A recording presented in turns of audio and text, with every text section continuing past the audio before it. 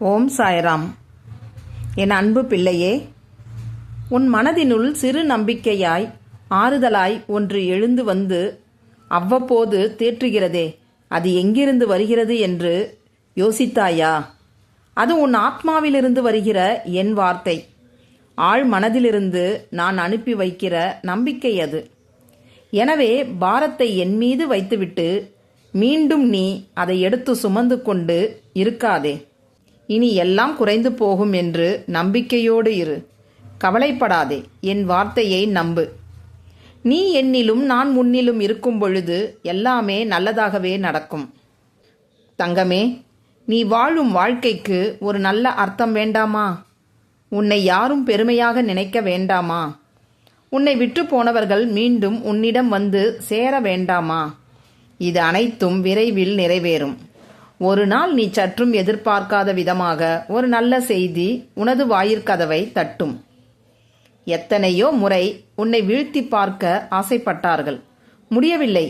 இழிவாக பொய்யுரைக்க ஆசைப்பட்டார்கள், அதுவும் முடியவில்லை. ஆபத்து உண்டாக்க நினைத்தும் முடியவில்லை. இதற்கு என்ன காரணம்? உன் கர்ம பலன்களே. நான் உன்னுடன் இருப்பதை மறந்து இது போன்ற செயல்களில் ஈடுபட முயற்சி செய்கிறார்கள். எனது அனுமதியின்றி தொட முடியுமா எனது குழந்தைகளை? யார்தான் செய்வது? என்ன காரணம்? வேற யாரும் இல்லை. உன்னை சுற்றி நல்லவர்களை தவிர மற்றவர்களுக்கும் இடம் கொடுத்திருக்கிறாய். இதை தவிர உனக்கு நம்பிக்கை இல்லை. எதிலுமே முதலில் உன்னை மாற்றிக்கொள்ள பழகிக்கொள். பிறகு நடக்கப் போவதைக் கண்டு நீயே ஆச்சரியமாக பார்ப்பாய். நான் உன்னை அழைக்கிறேன், வா, விரைவில் வா. நான் அழைத்தால் மட்டுமே உன்னால் வர முடியும். எப்பொழுது உன் காலடி இந்த ஷீரடி மண்ணில் படுகிறதோ அக்கணமே உனது கர்ம பலன்கள் விலகி உன் கஷ்டங்கள் அனைத்தும் உன்னை விட்டு ஓடி ஒழியும். நான் இருக்கிறேன், கலங்காதே. நீ அழைத்தால் நான் வருவேன். என்னை அன்போடும் உண்மையோடும் நோக்கி கூப்பிடுகிற எல்லோருக்கும் நான் பக்கத்தில் இருக்கிறேன். எனக்கு பயந்து நடப்பவர்களின் விருப்பத்தை கேட்டு அதன்படி செய்து அவர்கள் கூப்பிடும் போதெல்லாம் ஓடி வந்து காப்பாற்றுகிறேன்.